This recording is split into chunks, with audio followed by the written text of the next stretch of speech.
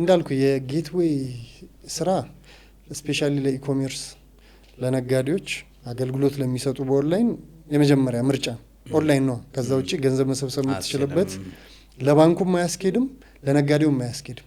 ቅድም እንዳልኩ ነጋዴው ከእያንዳንዱ አካውንት መክፈት፣ ማስተዳደር፣ ማስታረቅ ለተለት ከባድ ነው መቆጣጠር ራሱ። ለባንኩም ደግሞ ከእያንዳንዱ ነጋዴ ጋር ያን ስቴትመንት መስጠት ምን ዲስፒዩት ምናምን ሃንድል ማድረግ ምናምን አድካሚ ነው። ስለዚህ ጌትዌዎች ለዚህ ስራ ይፈልጋሉ። ከነሱ ጋር ዋን ታይም ታደርጋለህ አንተ ደንበኞችም በዛ መንገድ ሰብ አካውንት ፈጥረት ታስተናግዳለህ። ሶ ቤቲንግ ማለት አንድ ኦንላይን ሰርቪስ ነው። የኢንተርቴይንመንት አንድ ሰርቪስ ነው። የፔመንት አገልግሎቱን የሚያገኙት በጌትዌይ በኩል ነው። በጌትዌይ በኩል አገልግሎቱን ያገኛሉ።